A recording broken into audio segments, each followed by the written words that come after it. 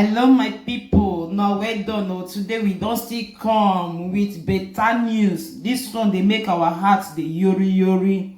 This news now they come from Biafra people, IPOB, the indigenous people of Biafra. They say make we let una know say the United Nations they don't approve the use of Biafra passports. So they don't approve, say make Biafra they use their own passport. That passport now they approve to over 101 countries. So they go they feel they use Biafra passport till they travel. They go 101 country. And inside the countries, United States, which is America, is there inside. So the United Nations said they have made everything ready for the Biafran passport to be accessible to major countries of the world. So they say they don't prepare everything, they don't make everything ready so that the Biafran passport go there accessible, go let them they travel, they go major countries when it be say they important for inside this world. They say the announcement they go do and they go make the announcement as soon as possible for inside this year when be 2020. So the UN too don't see they prepare. They say they go read the announcement, they go read the paper, and they go read them well. And they go approve and well so that it go there, so that they go make the world know say Biafra they appropriate. Biafra na country, na good country we're supposed to take their self. So that the restoration go come before the ending of October 2020. So the Biafra people now they make every effort, they make everything now, they prepare everything so that Biafra passport go there available to all countries for this world as soon as they announce them. So they don't they walk now, hurry now, they hurry now, they prepare by Biafra passport. So that even though say you there America, you there Europe, you there Africa, you there Asia country, so that you go get your own Biafra passport. So they don't they prepare everything now possible to make the Biafra passport they available to all countries. So that immediately they announce them, my people, now go ahead though. And meanwhile, the Biafra people see they tell una say they gain everything now, things don't they better, say every day they progress, every day they go forward. And the indigenous people of Biafra, their leader when be Nnamdi Kanu, he say he too don't still receive another assurance, another hope from the United Nations that the declaration, say the declaration, they go do the declaration for this year when be 2020. Biafra people go take their country this year when be 2020. And for some of you people, you know say so many people not to understand United Nations. They think are only London. Now be United Nations. United Nations are the whole world. So now the whole world now don't they accept. They don't accept Biafra. Make Biafra for take their own. Everybody don't d'accord now with Biafra. Say they get right to take their own country. So our leader when be Nnamdi Kanu, he inform every Biafran supporters. He say make it alert all of una across the whole world. Anywhere when you are there, say make una ready.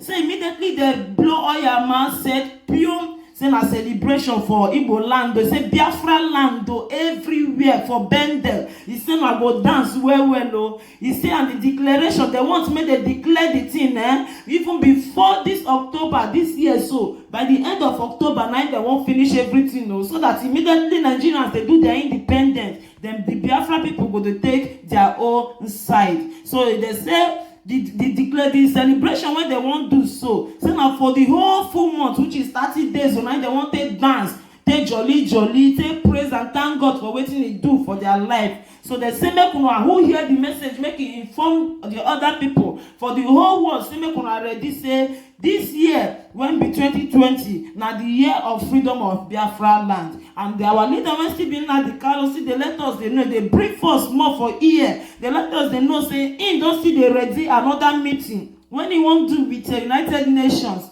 to see they discuss the issue of the Biafra now. The declaration, so they see they do the meeting again fast, so that the declaration will happen fast. No understand. So who hear the message make it tell him mate and what we want to let you know. We will get one video where we want show one now. Say if you want to know what's they happen for Nigeria, if you want to know why fight there for Nigeria, make sure say you watch this video. It's important for you. So before we go watch the video, make I just kukuma read the paper come out for una well, so that una go understand well, to know say no be Nnamdi Kanu or na me myself dey give this announcement to una. Wetin the United Nations, the UN, the whole world, na wetin they agree on, na im be this one. So according to them, e say the United Nations said to approve the use of Biafra passports to 101 countries, including US. The United Nations have made everything ready for the Biafra passport to be accessible to major countries of the world as soon as Biafra is announced in 2020. Now the year he can still continue. He say according to the UN, which is United Nations, he said the Biafra paper will be read deliberately upon and eventually approved as appropriate, so that the restoration will come before the end of October 2020. He said all effort is also made to make Biafra passports available to all countries as soon as the announcement. Now the year. Meanwhile, the Biafra actualization is gaining momentum every passing day. The indigenous people of Biafra leader Nnamdi Kanu has received another assurance from the United Nations that the declaration of Biafra in 2020 is sacrosanct. Ooh, now the year they say na sacrosanct to which means say my people, they now sure banker, not when they change them. Nnamdi Kanu is alerting the Biafra supporters across the world to get ready for the celebration of Biafra. When it's finally declared, the celebration will take place for 30 days non-stopping. Now the year jolly for 30 days no stopping. He said Nnamdi Kanu has also briefed the supporters about his readiness to meet with the United Nations for dialogue over Biafra declaration. Now the year so make una ready well. And this video, so when I want show una, I beg,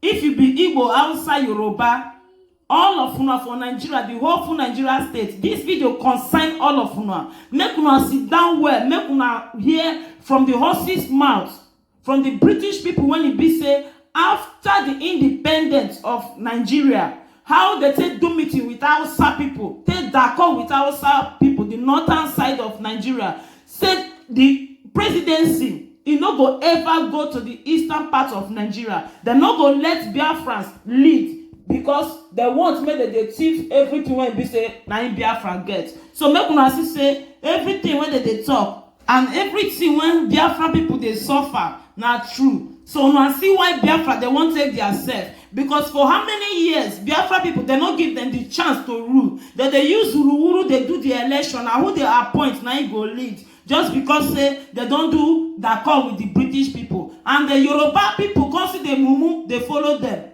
Me, I like make all the whole Nigerians, make there be one country, make there be one, make love day. But maybe to the extent say when you be say you go choose some people, make them be leader. Some people they not go be leader. You know they work like that. At least election they're supposed to do election. Vote for anybody when they want vote for. Whether na Ichekirio, whether na Yoruba, whether na Benio, whether na Igbo, anyone when go feel rule, go rule. But no, that one may be like that for Nigeria. Nigeria be say they don't write time since that time. Since 1960, I don't even know when I take my independent to but you don't tell we know. Since 1960, that time, now they sign the paper say Igbo people no go ever rule. So now see why Igbo they cry. Say they won't take their side. Why Biafrans they cry? Why Benden people they cry? Men, I watched the video very well. Thanks.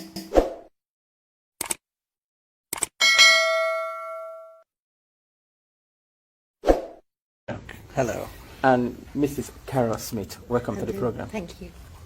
May I say how delighted we are to be on Passion. We've looked forward to speaking to an African television station for decades. This is something we have looked forward to for such a long time, and we are so happy to be here. Thank you. Mr. Aaron Smith was a young, bright, and principled Oxford University graduate who was recruited by the Colonial Office and posted to Nigeria. He took his final examination a year ahead of his class.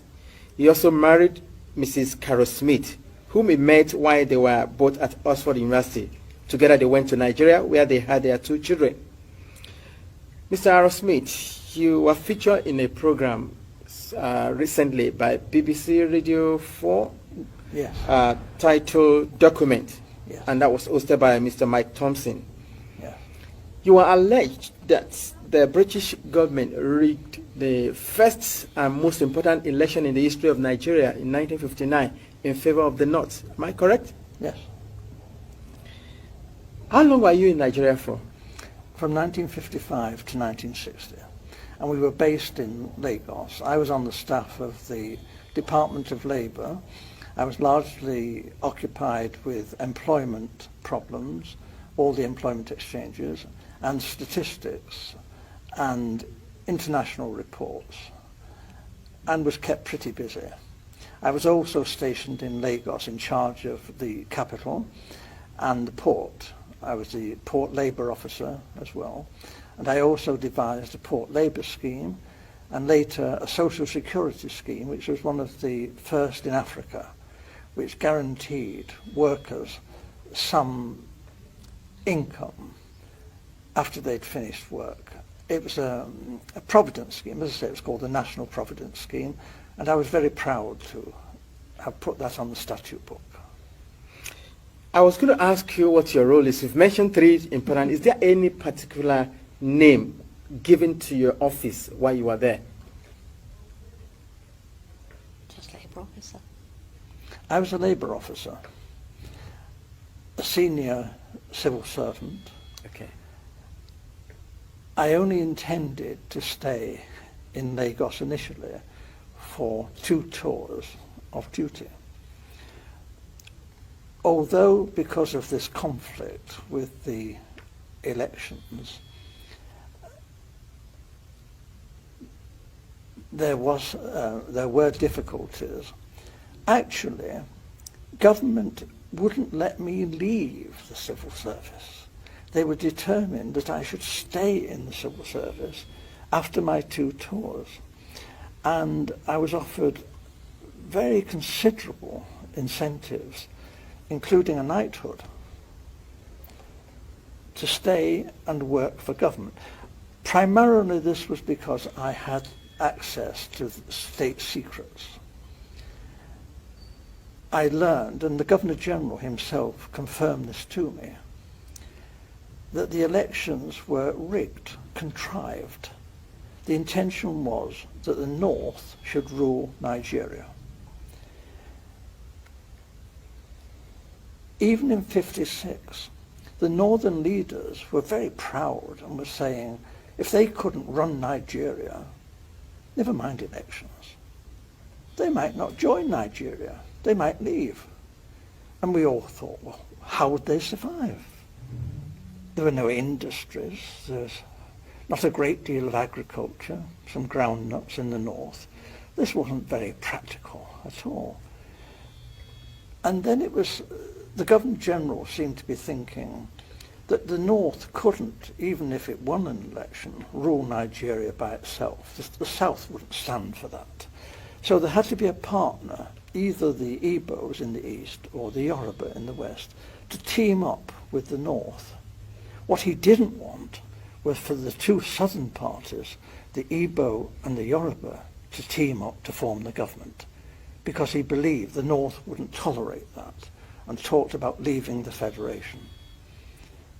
So as I learned, in a small way at first, but very rapidly I learned about the election fixing, and as I say, this was confirmed to me by the Governor-General.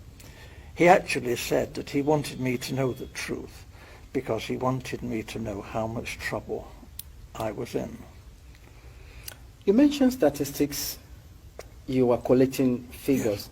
Is that for labor and unemployed people only, or general? Primarily, but obviously my interest was in the population of generally. Nigeria. Yes, and Awolowo, the Yoruba leader of the action group, yep, and Chief Enaharo, they too, other people were saying, where are all these millions of people in the north? Where are they? We're going up there to campaign. We want to know, you know. And you see all these, you know, thousands of miles of not very developed countryside, and yet the northerners are claiming that their voting registration figures are larger than in the south, you know, larger, far more people up there. Well, actually, if you went through the Igbo land, Enugu and that, you saw lots and lots of people. If you went to Ibadan, again, Ibadan teeming, with millions of people.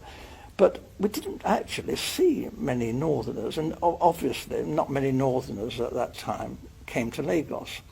So this did arouse suspicion. Now, the Europeans, not stupid, we are watching what's going on in Nigeria, and we too are beginning to feel there's something not quite right here, that maybe the elections are not going to be as straightforward as they're meant to be. Nigeria was being described as the showcase of democracy, and it was expected that the nationalist leaders would win through. But actually, when the election results were announced by the Governor-General, before the vote was even in, he didn't count for that, he didn't wait for that. I have to tell you, the British were counting the votes, and the British cannot be trusted. They look after their friends. Loyalty is the big thing for the British. And we were friends with the emirs of the north. We looked on people like Inaharo and Awolowo as rather dangerous people. They might even be communists. That's ridiculous, actually. They couldn't be communists in 1,000 years. But this was a sort of thing that was being said. And we were, Europeans, were getting a bit worried about all this. It wasn't quite the honest, straightforward election that we were hoping for. Apart from Professor Anderson and Dr. Patrick Wilmot that supported your submission on the rigged election, there were other people who also served in the colonial office in your days. Who opposed to this submission? Initially, I was warned of what was going on by my senior officer, a Major Bunker. I didn't know, and I knew that the Governor-General had directed me to take all the office staff of the Ministry of Labour to help Chief Okoti Igbo in politicking in Warri.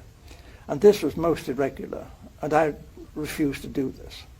Having refused an order, I know what the drill is. You resign. I resign my post. That is the proper thing to do.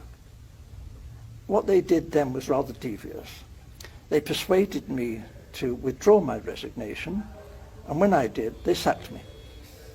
It didn't go through, but I thought this was a bit low after I'd resigned and was prepared to leave the country. This was not very nice behaviour. They later withdrew this and said that I had been of some service to the state, and actually commended me for what I had done, and said I could leave Nigeria with splendid testimonials, and we shook hands on this.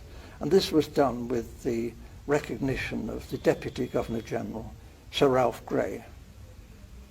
And then I left Nigeria the first time and took up a job as a personnel officer, a very big job, with the Esso refinery.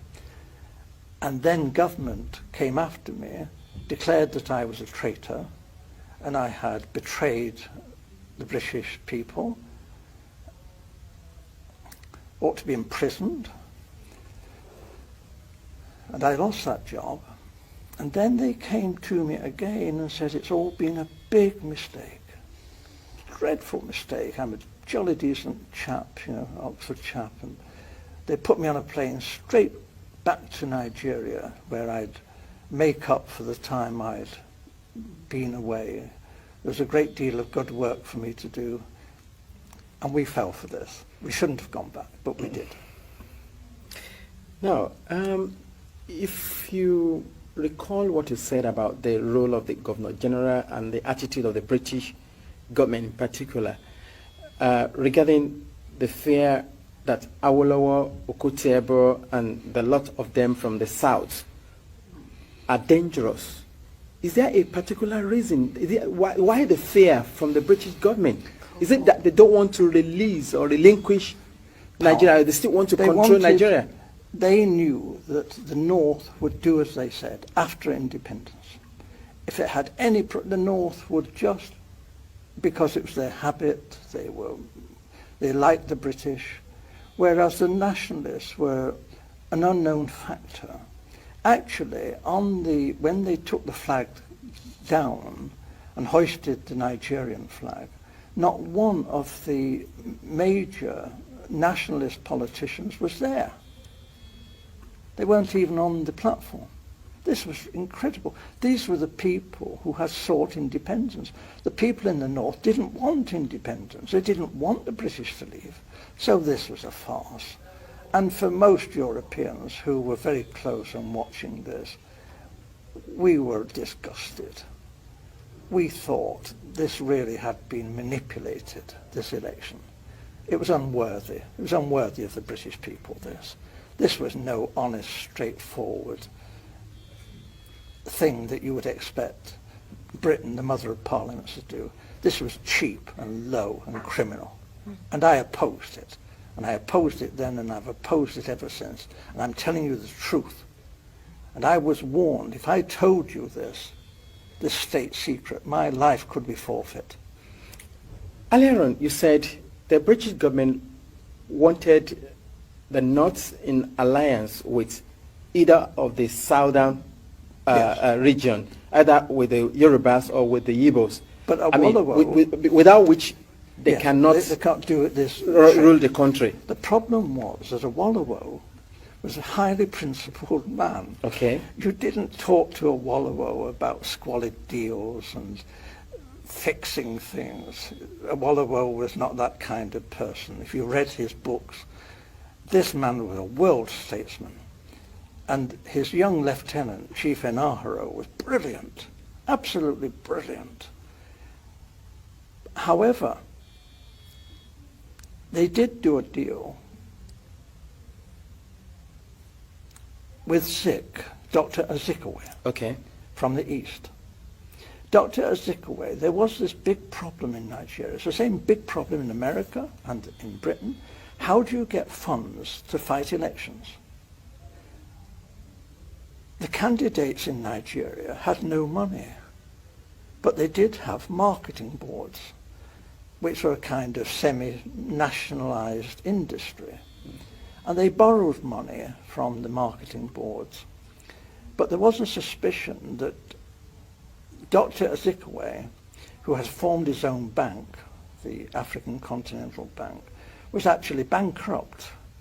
But he was borrowing very large sums of money from the marketing boards and not necessarily repaying the loans. We knew this. We had a great secret service. All the politicians' phones were tapped. All the politicians' mail was opened. Everything that any major politician did in Nigeria, we knew in hours. We watched. We knew all that was going on. Are you saying, in essence, that Dr. Azikiwe took money? He was blackmailed by the British to do our bidding. We told Dr. Azikiwe that he could go to prison if an inquiry was carried out into his bank and his financial circumstances. However, we would not want to be vindictive if Dr. Azikiwe was cooperative in helping forward the plans that we had made in the best interests of Nigeria. Dr. Azikiwe has nothing in common with the northern politicians. He loathed the northern politicians. But Dr. Azikiwe went north and did as he was told. And what he was promised was this: the real power, effective power, would be in the hands of the northern emirs. However, it would look great if the president was Dr. Azikiwe and he was given a field marshal's uniform and an admiral's uniform. He asked, please, could he have a row of medals? But they said, well, no, that was a bit difficult, to get the medals. So when the ambassadors started arriving, he was known to be asking people from foreign countries, perhaps they had a medal for his uniform. We thought this was terrible, but it was said that this happened. He was very vain. And for a time, he functioned as first the Governor General, and then when Nigeria became a republic, as the president. But he had no power. And when he did try to tell the army, he said, I'm the field marshal, the army has got to do with this. They said, hey, you're just a ceremonial figure. You have no power. The Prime Minister, Balewa, gives us our orders. So there was a feeling then that there was going to be trouble. And then it was because the Awolowo and the Action Group had become the official opposition. What we British wondered, how could they win another election without the British counting the votes? There could not be another proper run election without us there. We knew what we were doing. We were just helping things along. We were doing what the British do, favouring our friends and looking after our own and repaying favours. We don't call that corruption. Right. I mean, in essence, what Dr. Azikiwe did, it was forced by the British government to do it. Yes. Collecting money from the marketing board then. Yes. So if any politician here in the United Kingdom tried to do that, be in jail. It will be in jail. So why did the British government refuse to take action? Because or comment on if we nipped it in the bud, because we knew it was happening, it was even happening in, let me be fair, in the West with the Awolowo. They were taking some money. They meant to repay it perhaps, but they were taking money. And I would have said, issue a warning now and say, you've got to behave, because if this is allowed to go on, it'll be a major offence. However, before they actually ran the 1959 election, they needed money for the North and for the NCNC, Dr. Zik, to fight the election. So what they did, my senior officer, Major Bunker, went around, was ordered by the Governor General to go to all the major British firms and international firms, Ford, UAC, Leventis, all these firms, and raise money for a slush fund to enable Chief Okoti Igbo, together with the North, to fight the 1959 elections. The North got most of their money from the native authorities. This was looked on by the British as being okay. This wasn't corrupt because we were friends of the North. And if they tried this in the West or in the East, we might have said this was corruption. But because it happened in the North, the native authorities, public money, was poured into the government party, the NPU. So this obviously was a terrible fiddle. We were discriminating against the southern politicians in favour of these northern emirs. What we saw was that this would not be the first act of treachery. They would have to smash the Action Group, because the Action Group was strong, and in a fresh election they would be sure to win. They were pretty honest and regular guys, and a lot of the British quite admired Awolowo for his brain power, and they admired Chief Inahro as a bit cheeky and young and spirited, and they were both quite admired, as they were like right-wing Labour people, nothing revolutionary. And so a great deal of money was raised by my senior officer, Major Bunker, before the 1959 election. And this was money put up by United Africa, by Ford, Shell, BP, and my wife, who was the personal assistant to the general manager of BP Nigeria, she's not going to tell you anything because she was a confidential secretary. I can only tell you that we were very well informed on some of the hanky-panky that was going on in Lagos. Having revealed now that the election of 1959 was rigged, the census figure were cooked, I don't know if you have been following the ongoing in Nigeria today. Yes, of course. The last general election, Yes. the 1979-1980 election, I mean, in which Azekwe was the beautiful bride, and I mean, But I have to tell you, sir, that I'm not going to comment. Okay. I cannot interfere in Nigeria's domestic politics. I'm a historic figure. I do keep up, naturally, because I love Nigeria, and I've kept up with its history of its assassinations and military coups and dictatorships for 50 years. And this has been one of the biggest tragedies in world history, because this potentially was one of the greatest nations on earth. Nigeria was packed with educated, decent people who wanted to serve their country.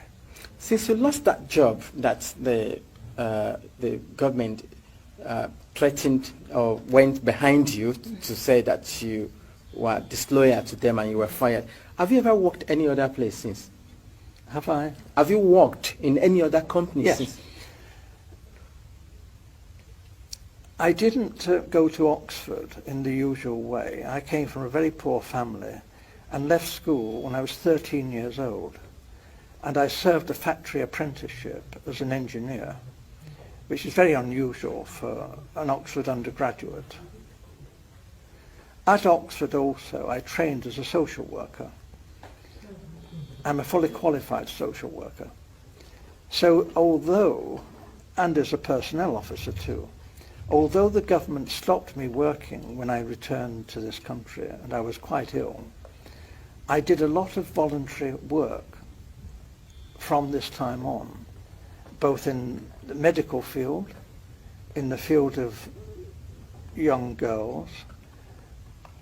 We also had campaigns on comprehensive schools. So I've kept very busy over the decades, although I have been kept out of employment quite deliberately. And when I did take up work, the government came after me and behaved abominably. And they did the most appalling things. They framed me with money missing. When I worked as a humble postman, after I'd worked as a personnel officer, I delivered the post to the workers who I'd employed. And they forced me out of that. They framed me. And later, when I was working in a labour exchange, they used the foulest methods to get me out of work. They told me they would. They said, the Governor General said, unless you do what I say, you will never work